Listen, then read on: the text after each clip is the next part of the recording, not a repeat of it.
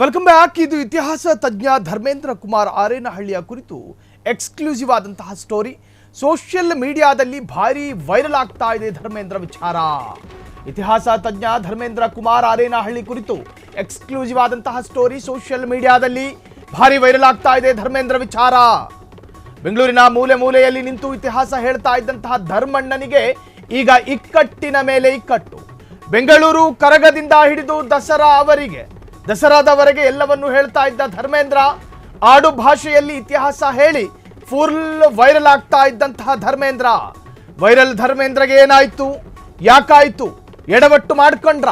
Freedom ಟಿವಿಯಲ್ಲಿ viral historian Dharmendra ಕುರಿತ ಸ್ಫೋಟಕ ಸುದ್ದಿ. ಇದು ಇತಿಹಾಸ ತಜ್ಞ ಧರ್ಮೇಂದ್ರ ಕುಮಾರ್ ಆರೇನಹಳ್ಳಿಯ ಕುರಿತು ಎಕ್ಸ್ಕ್ಲೂಸಿವ್ ಸ್ಟೋರಿ. ಸೋಷಿಯಲ್ ಮೀಡಿಯಾದಲ್ಲಿ ಭಾರಿ ವೈರಲ್ ಆಗ್ತಾ ಇದೆ ಧರ್ಮೇಂದ್ರ ವಿಚಾರ. ಸೊ ಹಾಗಾದ್ರೆ ಬೆಂಗಳೂರಿನ ಮೂಲೆ ಮೂಲೆಯಲ್ಲಿ ನಿಂತು ಇತಿಹಾಸ ಹೇಳ್ತಾ ಇದ್ದ ಧರ್ಮಣ್ಣನಿಗೆ ಈಗ ಇಕ್ಕಟ್ಟಿನ ಮೇಲೆ ಇಕ್ಕಟ್ಟು. ಬೆಂಗಳೂರು ಕರಗದಿಂದ ಹಿಡಿದು ದಸರಾದವರೆಗೂ ಕೂಡ ಎಲ್ಲವನ್ನ ಹೇಳ್ತಾ ಇದ್ದ ಧರ್ಮೇಂದ್ರ ಆಡು ಭಾಷೆಯಲ್ಲೇ ಮಾತನಾಡ್ತಾ ಇದ್ರು. ಅವರ ವಿಡಿಯೋದಲ್ಲಿ ಇತಿಹಾಸದ ಬಗ್ಗೆ ಹೇಳೋದೇನು ಅದನ್ನು ಕೇಳ್ತಾ ಇದ್ರೆ ಒಂದು ತರಹದಲ್ಲಿ ಕನ್ನಡಿಗರು ರೋಮಾಂಚನಕ್ಕೊಳಗಾಗ್ತಾ ಇದ್ರು. ಆದರೆ ಇತ್ತೀಚೆಗೆ ಅವರು ವಿವಾದಕ್ಕೀಡಾದ್ರ.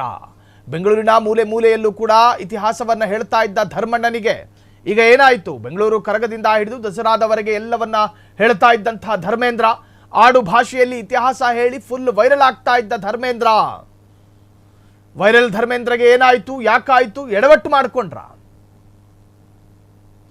ಫ್ರೀಡಂ ಟಿವಿಯಲ್ಲಿ ವೈರಲ್ ಹಿಸ್ಟೋರಿಯನ್ ಧರ್ಮೇಂದ್ರನ ಕುರಿತು ಎಕ್ಸ್ಕ್ಲೂಸಿವ್ ಸ್ಟೋರಿ.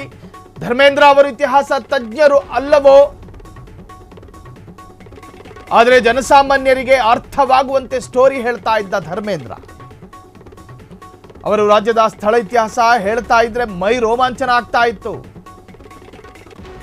ಚಾಣಾಕ್ಷತನ ನೆರೇಷನ್ ಮಾಡೋದ್ರಲ್ಲಿ ನಿಸ್ಸೀಮರಾಗಿದ್ದ ಧರ್ಮೇಂದ್ರ ಒಡೆಯರ್ ಬಗ್ಗೆ, ಟಿಪ್ಪು ಬಗ್ಗೆ, ಕೆಂಪೇಗೌಡರ ಬಗ್ಗೆ ಅಷ್ಟೇ ಅಲ್ಲ, ಮಧುಗಿರಿಯ ಮಾದಿಗ ದೊರೆ ಕೊರಂಗರಾಯನ ಬಗ್ಗೆಗೂ ಕೂಡ ಆಕರ್ಷವಾಗಿ ಮಾತನಾಡ್ತಾ ಇದ್ರು. ಕೇಳುಗರು ದಹುದೆನ್ನುತ್ತಿದ್ರು. ಧರ್ಮಣ್ಣನ ಮಾತು ಕೇಳಿ ಖುಷಿ ಆಗ್ತಾ ಇದ್ರು. ಇಂತಹ ಧರ್ಮೇಂದ್ರ ಕುಮಾರ್ಗೆ ಈಗ ಶುರುವಾಯಿತು ಅಸಲಿ ಸಂಕಷ್ಟ. ಇಂತಹ ಧರ್ಮೇಂದ್ರ ಈಗ ತನ್ನದೇ ಕಥೆ ಹೇಳುವ ಶೈಲಿಗೆ ಸಿಲುಕಿ ವಿಲವಿಲ. ವೈರಲ್ ಧರ್ಮೇಂದ್ರಗೆ ಏನಾಯಿತು, ಯಾಕಾಯಿತು? ಫ್ರೀಡಂ ಟಿವಿಯಲ್ಲಿ ವೈರಲ್ ಹಿಸ್ಟೋರಿಯನ್ ಧರ್ಮೇಂದ್ರ ಕುರಿತ ಸ್ಫೋಟಕ ಸುದ್ದಿ. ಧರ್ಮೇಂದ್ರ ಅವರು ಇತಿಹಾಸ ತಜ್ಞರು. ಅವರು ಬೆಂಗಳೂರಿನ ಬೇರೆ ಬೇರೆ ಕಡೆಗಳಲ್ಲಿ ಹೋಗಿ ಇತಿಹಾಸ ಪ್ರಸಿದ್ಧ ಜಾಗಗಳಲ್ಲಿ ನಿಂತ್ಕೊಂಡಾದ್ರು ಇತಿಹಾಸ ಹೇಳ್ತಾ ಇದ್ರು. ಟಿಪ್ಪು ಬಗ್ಗೆ ಮಾತನಾಡ್ತಾ ಇದ್ರು. ಇತಿಹಾಸ ಮೈಸೂರಿನ ಬಗ್ಗೆ ಮಾತನಾಡ್ತಾ ಇದ್ರು. ಮೈಸೂರು ಸಾಮ್ರಾಜ್ಯದ ಸೌಂದರ್ಯದ ಬಗ್ಗೆ ವರ್ಣಿಸ್ತಾ ಇದ್ರು. ಅವ್ರ ಮಾತುಗಳನ್ನು ಕೇಳ್ತಾ ಇದ್ರೆ ಕನ್ನಡಿಗರ ರೋಮಾಂಚನ ಆಗ್ತಾ ಇತ್ತು. ಧರ್ಮೇಂದ್ರ ಅವರು ತನ್ನ ಮಾತನ್ನ ಅತ್ಯಂತ ವೇಗವಾಗಿ ನಿಲ್ಲಿಸಬಾರ್ದು, ತುಂಬಾ ಸರಳವಾಗಿ ಮಾತನಾಡಬಾರ್ದು, ಸುದೀರ್ಘವಾಗಿ ಮಾತನಾಡಿ. ನಿಮ್ಮ ಪ್ರತಿಯೊಂದು ಮಾತು ಕೂಡ ಆಲಸ್ಯ ರಹಿತ. ನಿಮ್ಮ ಮಾತು ಕೇಳ್ತಾ ಇದ್ರೆ ಆಲಸ್ಯ ಬರೋದಿಲ್ಲ. ನಿಮ್ಮ ಮಾತಿನ ಇತಿಹಾಸದ ಆಳ ಗರ್ಭವನ್ನ ಗಮನಿಸುವಾಗ ಇತಿಹಾಸವೇ ಕಣ್ಣಾರೆ ನೋಡಿದಂತೆ ಭಾಸವಾಗುತ್ತೆ ಅಂತ ಹೇಳ್ತಾ ಇದ್ರು ಜನ. ಅವರ ನಿರೂಪಣೆಯ ಶೈಲಿ, ವಿಶ್ಲೇಷಣೆಯ ವೈಖರಿ, ನಿಜಕ್ಕೂ ಕೂಡ ಅವರ ವಾಗ್ಝರಿ, ಪದಪುಂಜ, ಪದಜಾಲ ಎಲ್ಲವೂ ಕೂಡ ಕನ್ನಡಿಗರನ್ನ ಅತ್ಯಂತ ಆಕರ್ಷಣೆಗೆ ಒಳಪಡಿಸಿತ್ತು.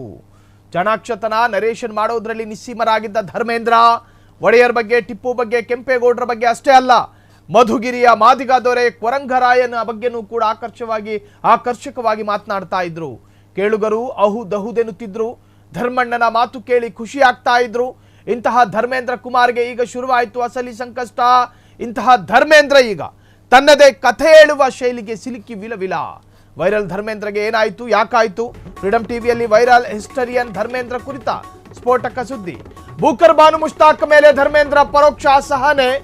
ಬೂಕರ್ ಬಂದಿರುವ ಕನ್ನಡದ ಬಾನು ಮುಷ್ತಾಕ್ ಅವರಿಗಲ್ಲ, ಬದಲಿಗೆ ಅನುವಾದ ಮಾಡಿದ ದೀಪಾ ಬಸ್ತಿ ಅವರಿಗೆ, ಹೀಗಂತ ಹೇಳಿದ ಇತಿಹಾಸ ತಜ್ಞ ಧರ್ಮೇಂದ್ರ. ಬೂಕರ್ ಪ್ರಶಸ್ತಿ ಭಾನು ದಸರಾ ಉದ್ಘಾಟನೆಗೆ ಬಿಜೆಪಿಯಿಂದ ಭಾರಿ ಆಕ್ಷೇಪಗಳಿತ್ತು. ಈ ಬೆನ್ನಲ್ಲೇ ಹೊರಬಂತು ವೈರಲ್ ಧರ್ಮೇಂದ್ರ ಹೇಳಿಕೆ. ಅವರ ಹೇಳಿಕೆ ಹೊರಬಂದ ನಂತರ ಗೊತ್ತಾಯಿತು ಅವರ ಅಂತರಂಗ ಏನು ಅನ್ನೋದು. ಧರ್ಮೇಂದ್ರ ಹೇಳಿಕೆಗೆ ಸೋಷಿಯಲ್ ಮೀಡಿಯಾದಲ್ಲಿ ಭಾರಿ ಆಕ್ರೋಶ. ಧರ್ಮೇಂದ್ರ ಚಡ್ಡಿ ಎಂಬುದು ಈಗ ಬಯಲಾಗಿದೆ ಎಂದು ಟೀಕೆ. ಈ ಮಹಾಮಹಿಮಾ ಇತಿಹಾಸ ತಜ್ಞನ ಓವರ್ ಕೋಟ್ ಮಾತ್ರ ಅಲ್ಲ, ಇವರ ಚಡ್ಡಿ ಬಣ್ಣವು ಅದೇ ಇರಬೇಕು ಎಂದ ಶಶಿಧರ್ ಹೆಮ್ಮಾಡಿ. ಈತ ಟಿಪ್ಪು ಹೆಸರೆತ್ತದೆ ಆತನ ಸಾಧನೆ ಹೇಳಿದ್ದ. ಹೀಗಂತ ಹೇಮಾ ಸುಳ್ಯ ಎನ್ನುವವರಿಂದ ಕಾಮೆಂಟ್ ಎದುರಾಗಿದೆ. ಇತಿಹಾಸವನ್ನ ಹೇಳ್ತಿದ್ದ ಧರ್ಮೇಂದ್ರಗೆ ಇದೆಲ್ಲ ಬೇಕಿತ್ತ? ಹೀಗಂತ ಕೇಳುತ್ತಿದ್ದಾರೆ ನೆಟ್ಟಿಗರು. ಉತ್ತರಿಸ್ತಾರ ಧರ್ಮೇಂದ್ರ ನಿಜವಾಗಲೂ ಇತಿಹಾಸಕಾರರ? ನಿಜವಾಗಲೂ ಅವರು ಕೇಸರಿ ಬ್ರಿಗೇಡ್ ವಕ್ತಾರರ? ಹೀಗೆ ಧರ್ಮೇಂದ್ರ ವಿಡಿಯೋಗಳ ಬಗ್ಗೆ ಸಾಲು ಸಾಲು ಪ್ರಶ್ನೆಗಳು ಉದ್ಭವಗೊಂಡಿದೆ. ಬೂಕರ್ ಬಾನು ಮುಸ್ತಾಕ್ ಮೇಲೆ ಧರ್ಮೇಂದ್ರ ಪರೋಕ್ಷ ಅಸಹನೆ.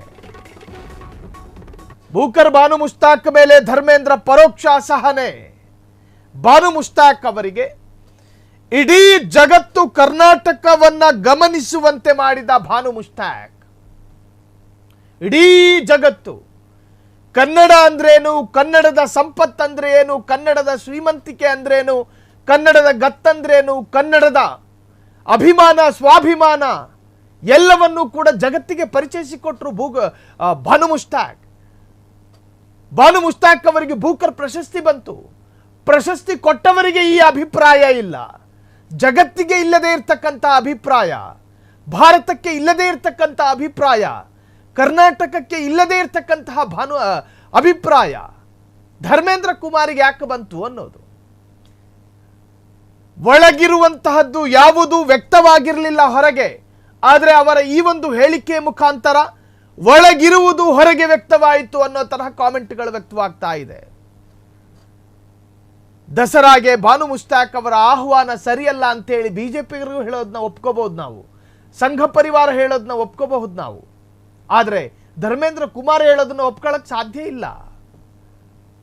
ಧರ್ಮೇಂದ್ರ ಕುಮಾರ್ ಟಿಪ್ಪು ಸುಲ್ತಾನ್ರ ಇತಿಹಾಸವನ್ನ ಮಾತನಾಡ್ತಾ ಇದ್ರು. ಧರ್ಮೇಂದ್ರ ಕುಮಾರ್ ಮೈಸೂರಿನ ಸಾಮ್ರಾಜ್ಯದ ಸೌಂದರ್ಯವನ್ನು ವರ್ಣಿಸ್ತಾ ಇದ್ರು. ಧರ್ಮೇಂದ್ರ ಕುಮಾರ್ ಕರ್ನಾಟಕದ ಇತಿಹಾಸದ ವೈಭವವನ್ನು ಅತ್ಯಂತ ವಿಜೃಂಭಣೆಯಿಂದ ಮಾತನಾಡ್ತಾ ಇದ್ರು. ಆದರೆ ಬಾನು ಮುಸ್ತಾಕ್ ವಿಚಾರದಲ್ಲಿ ಯಾಕೆ ಹಿಂಗೆ ಮಾತನಾಡಿದ್ರು ಅಂತ ಹೇಳಿ ಜನರಿಗೂ ಒಂದು ಸ್ವಲ್ಪ ಗೊಂದಲ ಜೊತೆಗೆ ಆತಂಕ ಶುರುವಾಗಿದೆ. ಈ ಮನುಷ್ಯ ಚಡ್ಡಿನ ಅಂತ ಹೇಳಿ ಒಂದಷ್ಟು ಜನ ಕಾಮೆಂಟ್ ಮಾಡಿ ಕ್ಲಾರಿಟಿಯನ್ನು ಪಡೆದುಕೊಳ್ಳುವ ಪ್ರಯತ್ನದಲ್ಲಿದ್ದಾರೆ.